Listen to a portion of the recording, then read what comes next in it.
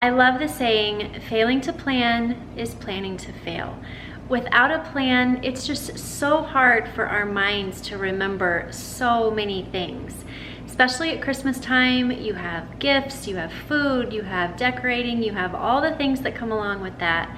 And our minds just need a place to dump. So today I'm going to show you my Christmas planners, how I use them, and how they just keep me sane during the holidays.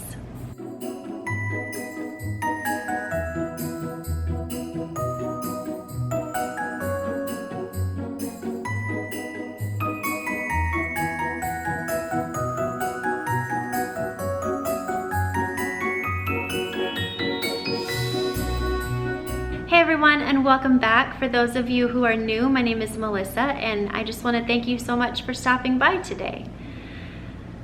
Christmas is so amazing, and there are so many good things about it, but it can be so stressful all at the same time. And my hope for this video today is that I can just show you a few different ways that I plan to try to keep our family sane and in control, and not just totally frantic, losing our minds and losing sight of what this season is all about. Like I said, without a plan, it's just so hard for our minds to grasp every single thing that has to be done. And so I'm just going to show you a few tips of how I plan, and hopefully you can take that into your current situation and just apply it as needed. Obviously not all of these things are going to work for you because we're not the same person, we don't have the same situations, but you can kind of adapt different things to work for you and just kind of tweak them a little bit, and hopefully this will bring you some peace this holiday season. So let me get into it and I will show you how I plan. The first page of the planner is my Christmas table, and what I have is the dining table. That's our biggest table. That's where we eat when we have large groups of people. And right here are the items and then whether or not I have or I need. And so this is like servingware, platters, different things like that, silverware, all of that, napkins. And then serving table is actually my island in the kitchen. And this is, again, do I have serving dishes for everything? Do I have like the different utensils that I'm going to need to be able to cook and prepare the food, pots, pans, griddles, all of that kind of stuff. And then down below I have just any notes that I may need to make, or just something I might need to keep track of. And then on the next page is my menu, and it's just appetizers, main dishes, side dishes, and breads on this side, and then who I have delegated that to. And then over here is the Christmas grocery list. I have one for 2 to 3 weeks before, that way I can start just kind of getting a stockpile of things. That way at the last minute I'm not left with a huge grocery bill. And that is just ingredients, recipe amount, and then how much I need.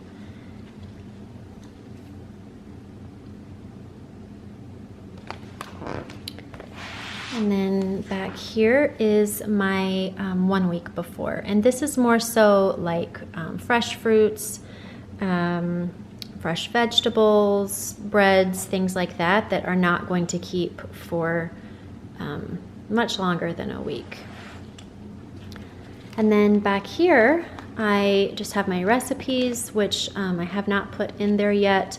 And then this I just keep in here. I know it says Thanksgiving, but I mean, it applies to both. I have it in my Thanksgiving planner as well, but this just kind of gives kind of a roundabout gauge of how much to prepare for however many people you have. And this I just pulled straight off of Google. So you can go in and just type in Thanksgiving cheat sheet. It will pop up and you can print your own, but it's super handy.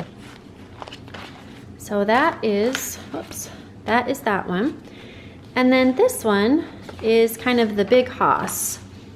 And this is my, I guess, Christmas mission statement. This year I will create a peaceful place for my family to land. I will embrace traditions that bring us joy and keep out the stuff that creates chaos, breeds busyness, and suggests perfection. I will constantly remind myself that the way my Christmas looks on Instagram is nowhere near as important as how it looks to the people in my home. The best gift that I can give this year is my time, my patience, and my ability to say no to what will add clutter to our minds and to our schedules. This Christmas, I will choose to be present over being perfect. So that's just something that I came up with for myself. You guys could, take this if you feel like it applies to you, or just make your own. We all have different desires and hopes for what the Christmas season will look like in our home, and having it front and center here for me just makes me kind of look at this every time and remind myself, because it's so easy to get off track. On these first two pages, the one behind here and then this one, are my ideas for Elf on the Shelf. So I'm not going to show those just because my kids do watch these videos sometimes, and I just don't want to ruin the surprise for them. They know that it's me that does it, but I don't need to ruin that for them. So that's just what that is. And then on these pages here, this is just the things that we need, and whether or not I have it or need to buy it. So over here I just have the day and then the item that is needed and whether or not I have it. And so I just have 2 sheets for all the different days. And then for teacher gifts, the due date for those, when I want to be able to turn those in. And then the name of the teacher, whether or not it's packaged, whether or not the card has been filled out, and if it is done. And then down on the bottom, I just have a place for notes. And then the same thing over here for employee gifts. These are for Sam, and so again, the due date, name, packaged card, and whether or not it's done. Then next is the kids' main gifts and stockings. So up here I just have the name, so whoever it is, and then the gift, the store, the price, and whether or not it's done, which basically means purchased. And then down below, just different stocking stuffers, the store, price, and done. I like to have an idea, otherwise I feel like stockings can just get so out of control because they're so fun to buy for. So I like to go in with a plan and try to stick to that plan. And then again over here, the same thing, one for each child.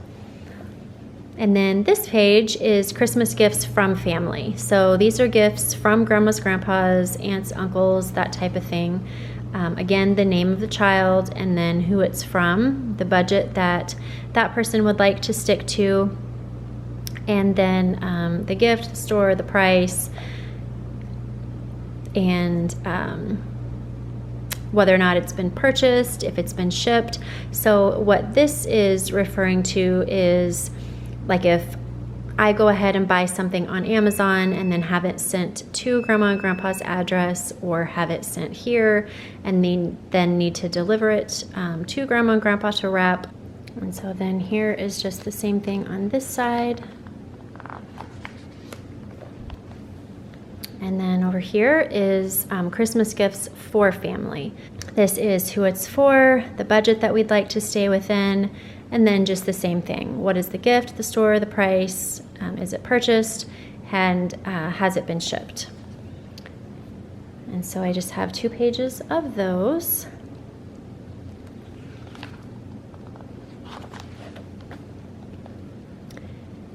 Then on this back page, this is my Christmas hosting checklist. So what I need to do 3 to 4 weeks before Christmas, the task, when I would like to have it done, and then whether or not it's accomplished.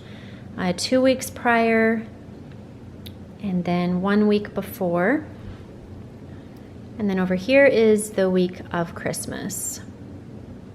So this is like if you have people coming in from out of town who are going to be staying with you, like a week before, make sure that your sheets and things are washed, just different things like that. Bathrooms cleaned, all of that.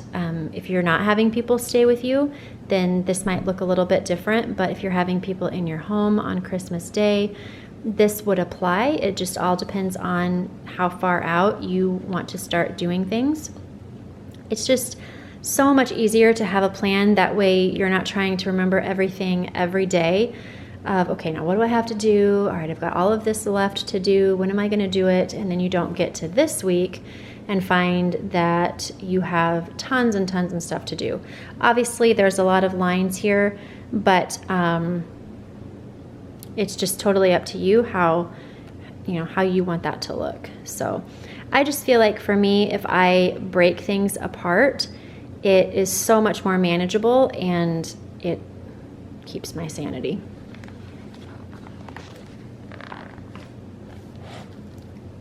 And then lastly is our Christmas activity planner, and what this is, it's just different things that I want to do. So if we want to play a specific game, what is that? And then do I have it or do I need it? Do I need to buy it? Do I need to borrow it from someone? Whether or not we want to do karaoke, I would write that down here, and then do I have one or do I need to find a way to get one?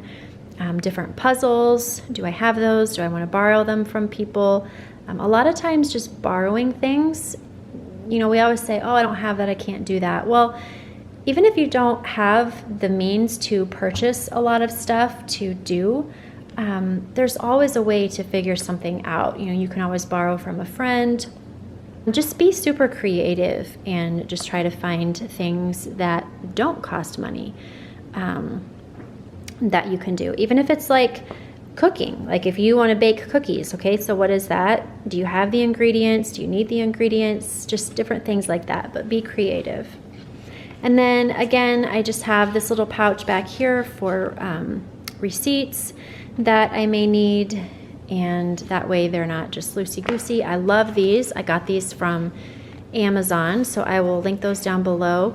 But I just like the normal zipper and not the plastic zipper, because I find that the plastic zipper breaks so often, and with these, they are so sturdy. And this is our planner. I just did a generic one so that you guys could kind of see what it is that we do. That way, the people that I do know that watch these videos, they are not seeing what they are getting for Christmas, because quite a few of them I think would snoop. But this just makes it so much easier for us, and just kind of helps me keep my sanity throughout the holidays and stay on top of things, especially this one right here. Where did it go? This one right here. This is so helpful to just break all of your tasks down, know exactly when you want to have it done.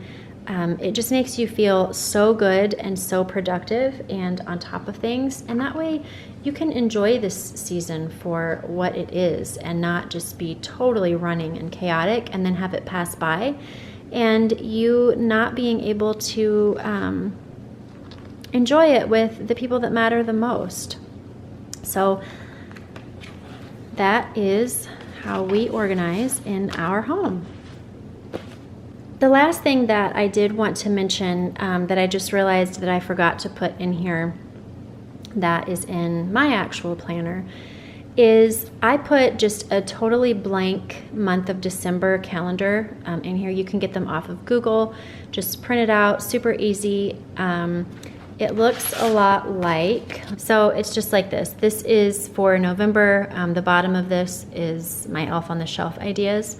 But you can just print it out like this. I obviously put the border around it when I made my printables, but you don't have to do that. But what I use this for December is I write down all of our meals that we are going to eat for the month of December. That way I'm not having to meal plan, I'm not having to worry about all of that, and they are simple, simple meals. We eat a lot of soup in the month of December. We eat a lot of just really, really easy meals because it's just one less thing that I have to plan. And so I go ahead and put that front and center in my meal planning one. I hope you guys enjoyed this video, and if you did, I would be so appreciative if you would give it a thumbs up, share it, and subscribe to our community here on YouTube. We are just trying to live intentional lives so that we can enjoy it, we can just enjoy the people that we are with, and not get sucked into the hashtag hustle life that is everywhere. If you are not following along on Instagram, go ahead and hop over there and join us. We have a lot of fun. Right now we're doing Elf on the Shelf, so I post every single day, but it's just another way for you guys to get to know me in a more unedited version and just kind of see what we do on the daily around here.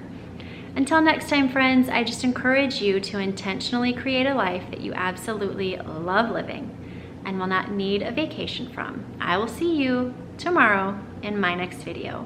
Bye-bye.